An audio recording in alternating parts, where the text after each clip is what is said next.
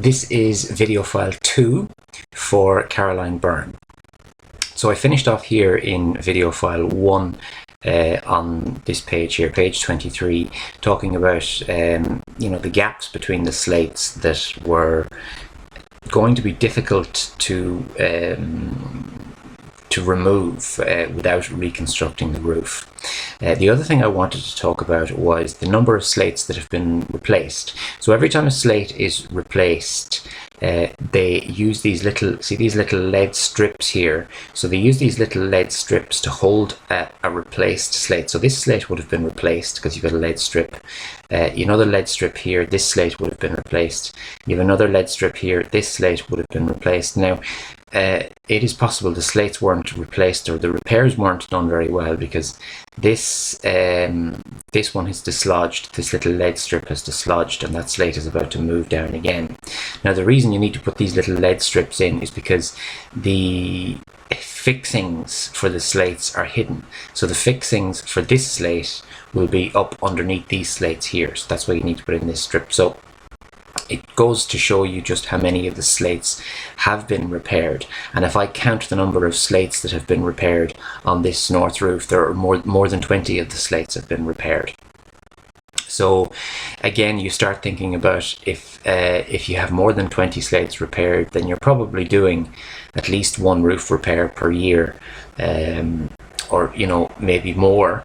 And because at the minute there are a number of repairs that would really be required.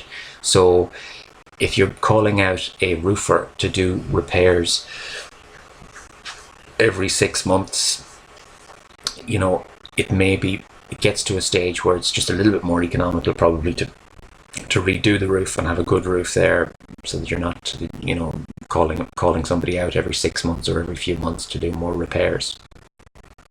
This is another view here of the north roof, just to show how many slates were repaired. You can see here there's another little lead strip.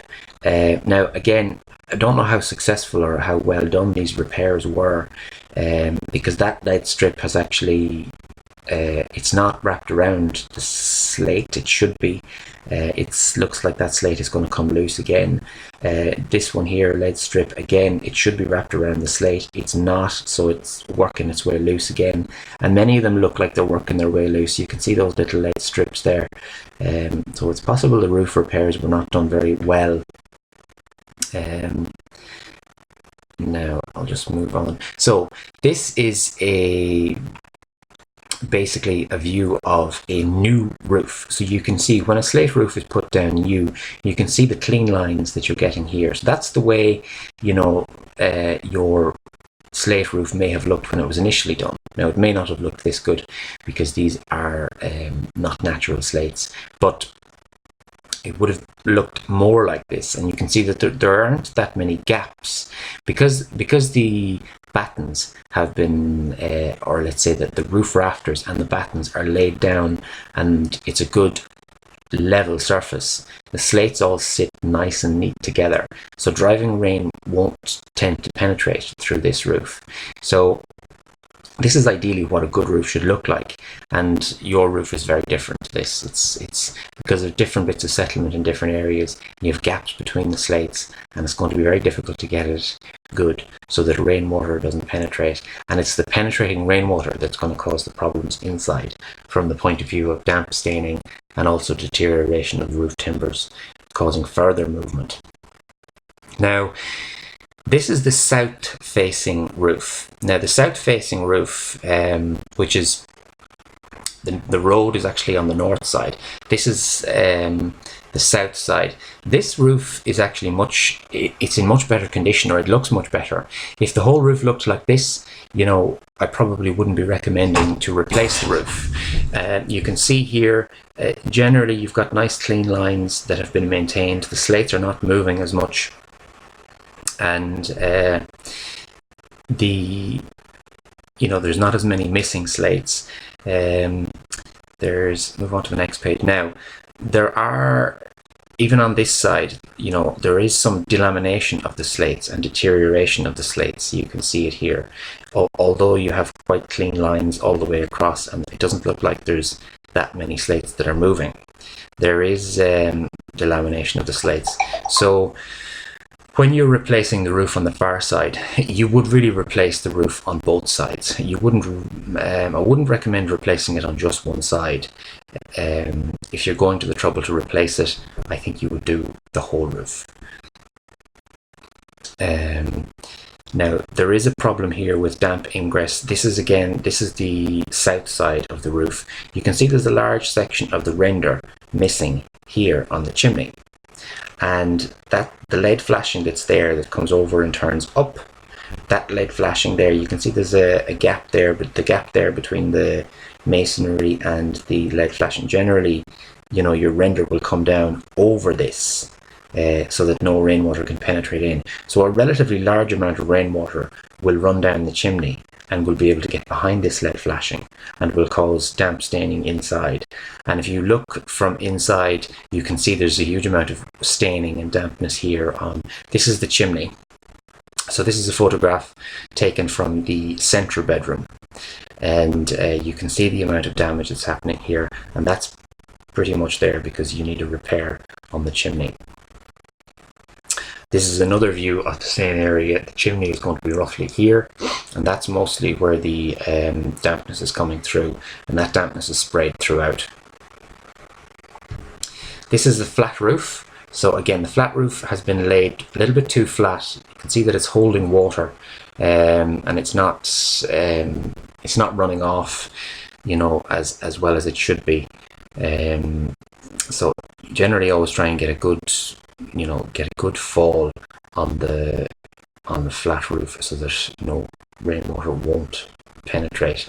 Now it's not too bad, but just want to keep an eye on it to make sure particularly that there's no ponding water. At the minute it doesn't look too bad, but I think there was ponding water when I was on site, which is not good.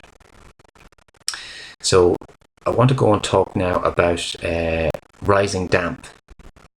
So there is some rising damp in the structure. Now, again, the rising damp is because, well, this is discussed thoroughly in Appendix A, you know, how to deal with rising damp in an old stone structure. So if you go through Appendix A, you can see basically how that's dealt with. But the problem is, a lot of the problem is, let's say, to try and stop the rainwater getting in the first place, and not, you know, the way to fix rising damp is to fix it from outside, fix it externally, and not really to try and patch it up or fix it from the inside. Obviously that will have to be done too, kind of for cosmetic reasons, but you want to stop the dampness getting in the first place. And one of the ways of doing this is to construct a land drain around the building perimeter to take away rainwater so that rainwater can't penetrate through the wall. And also, there's a cement render externally.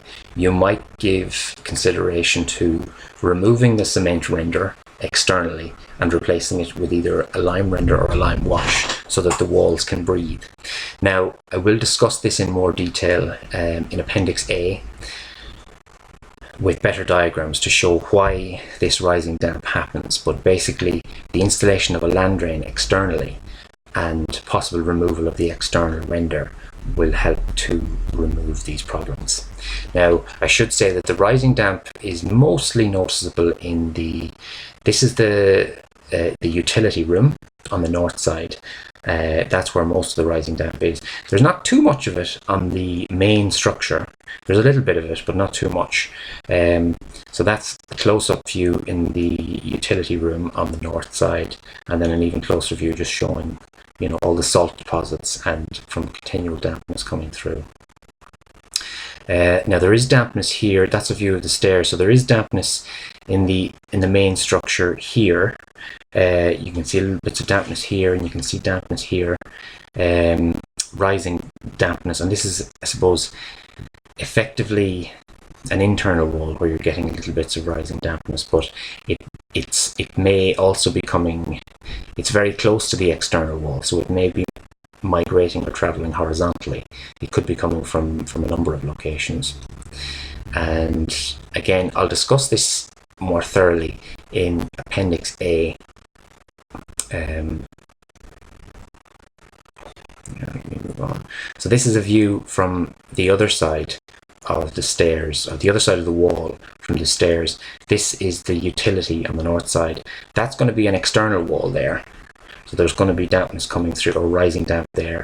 And you can see from a close-up on the next page, there's rising damp here, and that can be migrating through to the other side, causing the dampness visible underneath the stairs. And again, the best way to get rid of these is to create a land drain on the outside of the structure so that the rainwater doesn't get in before you start doing any cosmetic repairs internally. Now, this is a view of the kitchen. This is on the south side, and again, there's dampness here, penetrating damp around the window, and bits of rising damp as well. This is a close-up view showing the dampness here. Now, note that he has also recently put in this stopcock, put in this valve to turn off and on the mains water supply. So this is the main water entry into the dwelling. So if you turn that off, that cuts off all water into the dwelling. And okay, I'm going to stop this video here, and I'll continue on with the video 3.